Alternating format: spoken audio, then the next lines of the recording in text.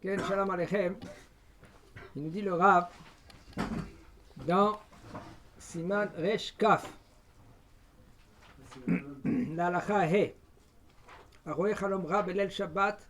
Il nous a dit déjà que la nuit de Shabbat, Ken, si un homme que lui qui rêve, un rêve qu'il est très barminan, même qu'en général on ne fait pas attention à les rêves, mais par exemple ce rêve-là, on parle que Ogmat Nefeshila, il est très triste, tout cela.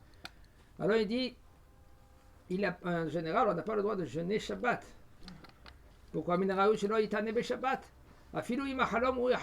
si c'est le rêve, il est un des trois rêves que le Shulchan Aruch il a mentionné. Et là, qu'est-ce qu'il doit faire le Shabbat? Parce que c'est pas jeûner Shabbat, c'est pas évident. Pourquoi? Parce qu'il est mevatel onek Shabbat. Machloket. Est-ce que onek Shabbat, c'est de la Torah oui ou non? D'après Maran Shulchan Aruch, onek Shabbat, c'est de la Torah. Az titanagal Hashem yirkavticha v'otei haaretz. Puisque c'est de la Torah, tu mevatel la mitzvah assez de onek Shabbat. Onek Shabbat, à tel point, même la halakha nous dit, s'il y a un Moël, celui qui doit y aller dans une autre ville, pour faire la Brit Mila, il n'a pas le droit d'y aller dans l'autre ville pour faire la Brit Mila. Seulement si maintenant il y a lui, ses enfants et tout cela pour être dans l'endroit et pour ne pas perdre le Onek Shabbat, comme ça, Ken, il pourra faire la Brit Mila. Mais sinon, non, tu n'as pas le droit d'aller dans une autre ville parce que tu mevatel mitzvah assez de Onek Shabbat. Entre parenthèses, je dis, la fois que j'ai dit mitzvah assez de Onek Shabbat, mitzvah positive de la Torah. Aval, dans les Shem Yichud Kudsha Be'echu, quand on dit la veille de Shabbat, avant le Kiddush, il y en a qui le disent.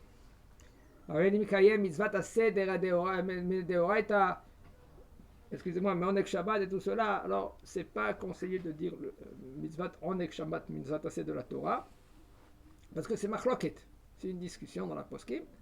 Même que d'après Rav Avadia aussi, il dit que c'est mitzvah assez de la Torah, mais on ne le mentionne pas, on ne le dit pas. Alors, mais on revient maintenant dans le rêve. Shabbat, c'est mieux que tu étudies ou tu lis Teilim, ou tu étudies le plus force que tu peux.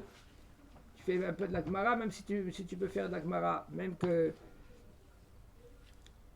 il y en a des poskim qui disent que Shabbat, c'est pas bien d'étudier la Gemara, parce que le Shabbat, c'est Oneg. Et là, on doit étudier Efoshilibo Hafetz, où il y a son cœur, par exemple des Midrashim, des Parashiot, un peu cool.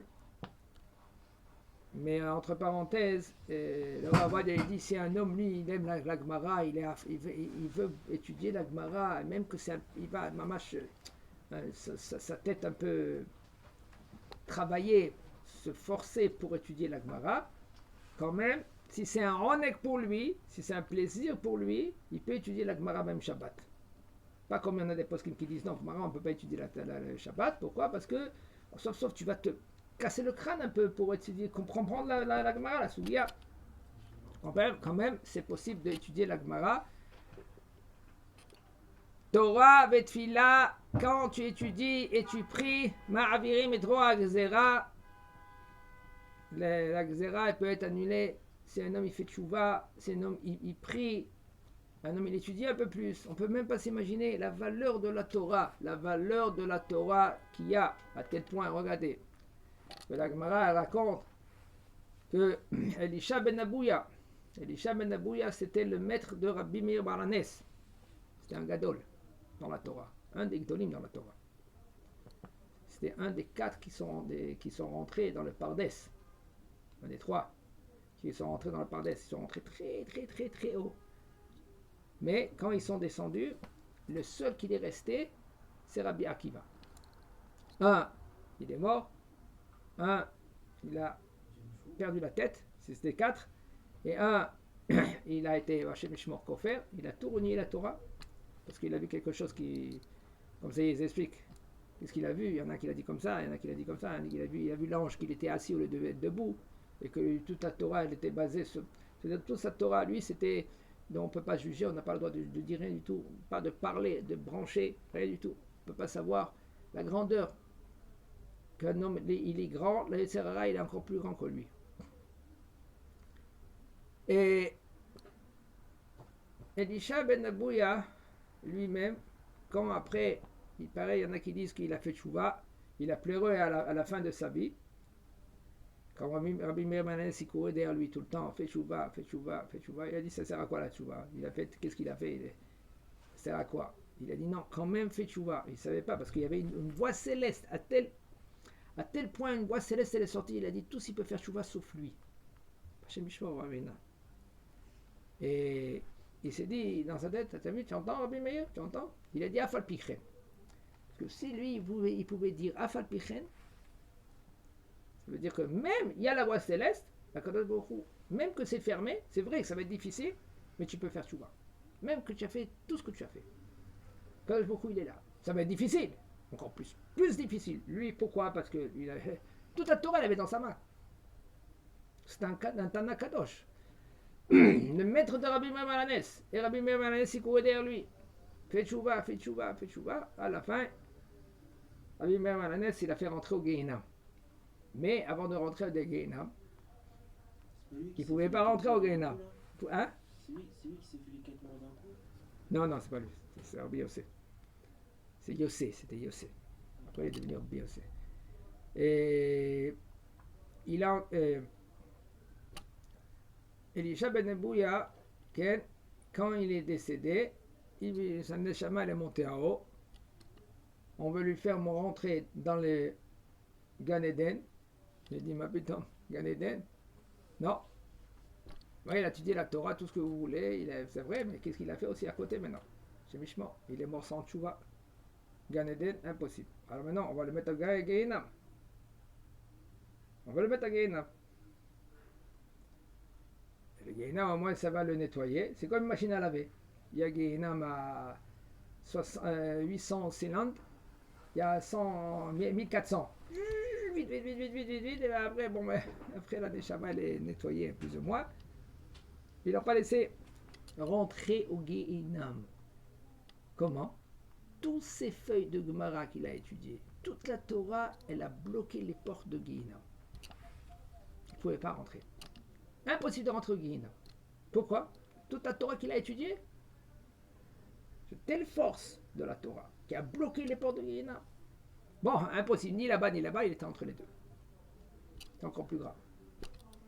Jusqu'après que Rabbi Meir Balanès, il a fait qu'est-ce qu'il a fait? Et il a fait rentrer au Gehinam.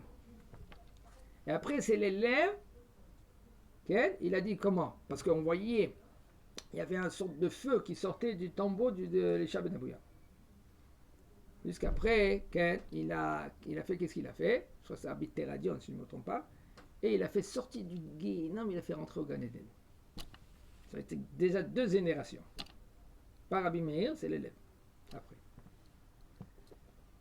On voit la force de la Torah, elle est capable de enlever le bonhomme du Gehinam.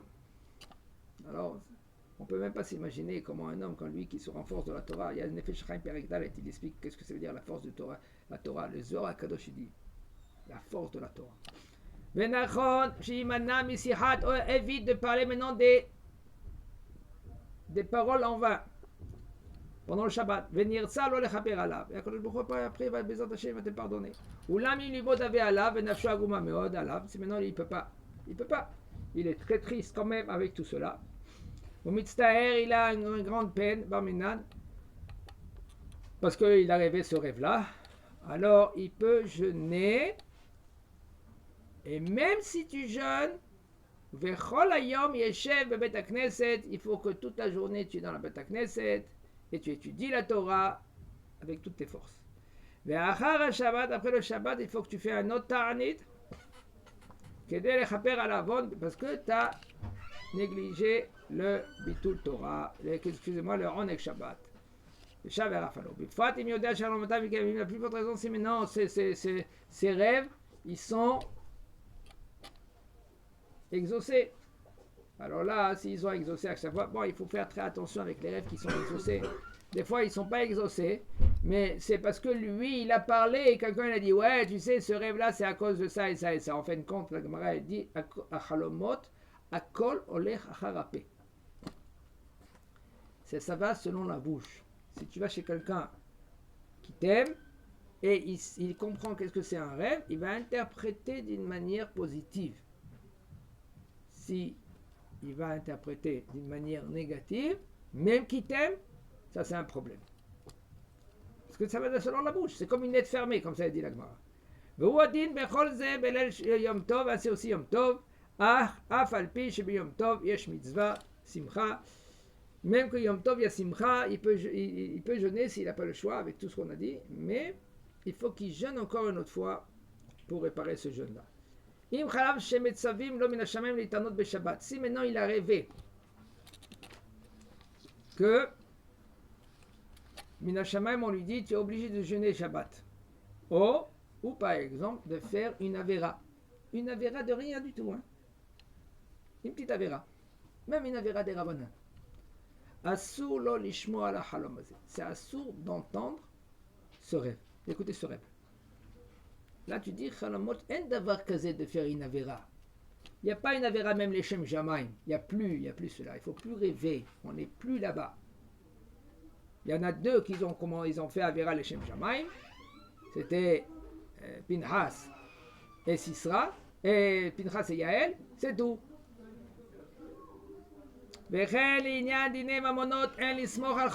Aussi pour l'argent, on ne va pas compter selon les rêves. Si par exemple, dans ton rêve, Pépé il vient, mon petit-fils, ça va, comment ça va? Bien. Et je dois $1000 à telle personne, et fais-moi plaisir, rends-lui les $1000. Tu vas être récompensé. Il y a des cas exceptionnels. Des fois, c'est arrivé. Oui, c'est arrivé. Des fois, c'est 3 fois il est arrivé. Le papa, il est venu écouter. Son âme, il n'est pas posé. Il y a eu des cas que Hashem Yishmor, il y en a un que il était pendant la Shoah et lui il est décédé. Pourquoi il est décédé? Pendant Pessah, il n'y avait pas de matzot, il n'y a rien du tout. Et lui, comme il travaillait, il faisait le pain chez les nazis marchimam, alors il me ramassait à chaque fois le reste où il y avait sur la table de la farine. Il mettait dans le reste. Et à la fin, il a fait une matzah. Maintenant, de transporter la matzah de là-bas et d'y aller au camp. Et qu'est-ce qu'il va faire? Il a mis derrière, comme ça. Maintenant, il avait besoin de son copain. Ils étaient 2. Et les 2, ils sont passés et ils ont fait le nécessaire. Quand ils sont passés le bonhomme, il a passé avec la matzah. Le SS, il est venu, il a dit, qu'est-ce que tu as? Il dit, j'ai rien. Qu'est-ce que tu as? J'ai rien. Il a donné un coup, il a fait tomber par terre. La matzah, elle est tombée. Il a écrasé. Il est tombé dessus, il a écrasé. Il a mis des coups de pied, des coups de poing, des coups de pied, des coups de poing. À la fin, une balle dans la tête. Le juif qui était à côté, il a vu la matzah qui était cassée. Et il a mangé la matzah. Le Shem Mitzvat Matzah. Les années sont passées, ce bonhomme-là, maintenant, il est parti venir en Eretz Israël, il s'est marié. Voici 40 ans après. Le bonhomme, lui, qu'il est mort à cause de la matzah, il est venu dans son rêve. Il a dit, tu te rappelles de moi? Je veux que tu me donnes la mitzvah de la matzah que je l'ai faite. Il est mort pour cela. Il se réveille. Non, c'est un rêve. Deuxième nuit comme ça, troisième nuit comme ça. Lui, il va chez le Rav, il lui raconte le Rav, il dit quoi? C'est la troisième fois qu'il me vient dans mon rêve. Le Rav, il a dit, écoute, combien de matzot t'as mangé pour Pessah? 40 ans déjà, Baruch Hashem, tu as aidé la famille, lui, il n'a rien. Lui, il a cette mitzvah-là maintenant. Il est mitzvah, beshin, bemesirut nefesh. Tu es prêt à lui donner, oui ou non? Il dit, pourquoi je vais lui donner une mitzvah? Ça ne donne pas une mitzvah. Il dit, oui, mais toi, tu es Baruch Hashem. C'est pas ça qui te manque de mitzvot. Tu vas continuer à les faire aussi. Je sais qu'on ça se donne pas une mitzvah, mais là maintenant c'est lui, il est en haut, il sait la valeur, il veut cette mitzvah. Au moins calme ça, pose sa neshama. Il a dit top. Il est parti vers le Echal. Il a ouvert le Echal. Il dit Ribbono shel olam, la mitzvah, il la donne à tel et tel plonite de la mitzvah de Achilat Matzah Bepesach. Le soir, il le rêve, il voit, il était souriant, il a remercié. Il a compris qu'il a remercié. Hazak Baruch.